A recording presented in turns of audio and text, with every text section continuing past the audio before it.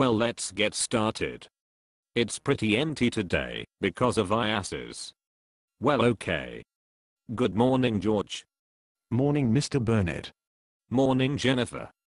Good morning, Mr. Burnett. Morning, Albert. Morning, Mr. Burnett. Morning, Sarah. Good morning, Sarah. Oh. Good morning, Mr. Burnett. Please pay attention. Alright, today we are going to be learning about... Well, Luke, who showed up? Sorry, Mr. Burnett, I was at the hospital. Alright, go sit down. For once you don't have your Starbucks. Oh yeah. I had Subway today. Now where were we? Ah, well, okay, Jeff. Where do you think the bread and the vegetables for your Subway came from? I don't know. Oh my god. Are you stupid? Gosh, Jeff. What do you think it is from? Subway animals in the rainforest. Jennifer, you can see me after class. Anyways, Jeff, it is most likely from a farm, correct? But do you know how farming started? Weren't farms always around? That is incorrect. Farming was a whole new revolution. I believe it was called the Neolithic Revolution. Very good, George. That is exactly correct. You can sit down. Don't get too excited about farming. Neo what? Neo like from the Matrix? Focus, Jeff. Basically what happened was that the humans who ate plants like corn found the seeds in their excrement, and it started growing into another plant. Excrement meaning crap? I mean poop. Yes, you noob. Jennifer, stop that. Jeepers. Yes, Albert, so you can see it as hunter-gatherers observed their poo, and saw their seed grow, and told their neighbors. Dude, I can farm. Hunter-gatherers?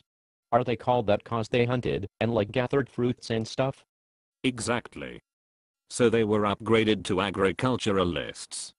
But there are other theories of what happened. One of the many theories is that the climate was getting drier, so people sought out moist regions near rivers. Can you guess what rivers? The Euphrates and Tigris in Mesopotamia is an example. So eventually they domesticated the animals that were also in that area. Wait, so the people moved to rivers and raised pets? I am so confused. Finally, a proper comment. I would not say pets. They were more like trained animals in captivity that the people raised to slaughter when it became mature and fat. It is also believed that it was during this period of time, for whatever reason, the bigger wild animals started dying off. Well, that's just evil. Well, that is how you got that meat in your Subway. It may be cruel, but it's tasty. I'm a vegetarian. Oh. My bad. So anyways, moving on. After the people settled down and started farming and domesticating animals. Well, what do you think happened? Civilizations, Mr. Burnett. There was a birth of another civilization. Civilization is a society in an advanced state of social development. Oh. K. LMNOP. Get it? Anyways, well, that was a great explanation. Please sit down. While someone is excited about this. Well, we settled down and now the issue of dominant survival was gone. However, with the dawn of civilization, we started to form rules, get more technologically advanced. Sarah, are you paying any attention to what I'm saying? Of course. We were talking about Jeff's Subway and how farms were always around. Oh, we talked about pets. Someone help her catch up after class. Anyways, so do you remember what we talked about the first class? We talked about Jim Diamond and his theories. He wrote a book called Guns, Steels and Gems. Close. It was actually Jared Diamond and his book was called Guns, Gems, and Steel. And yes, we did talk about his theories. Do you know what it is called? George? And this time without jumping up. Yes. It was called the ecological lottery theory. Jared Diamond believed that 50,000 years ago, no race had an advantage of any sort, and that everyone was the same. However, later on he says that when the years passed, India, China, and Europe had advantages. Good. Stop there and let's allow someone to try. Jennifer? What were the advantages? Okay, so domesticatable animals and plants such as grains and oats were advantages.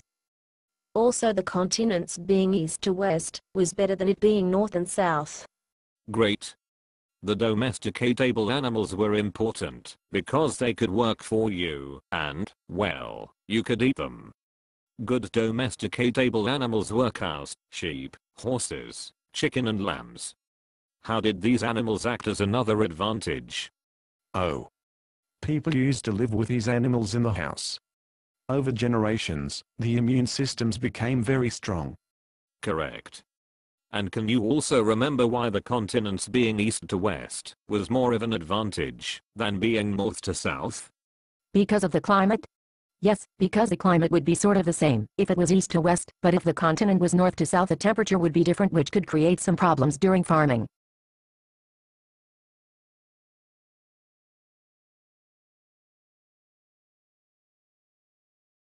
You paid attention this time. Well, that's right, Sarah.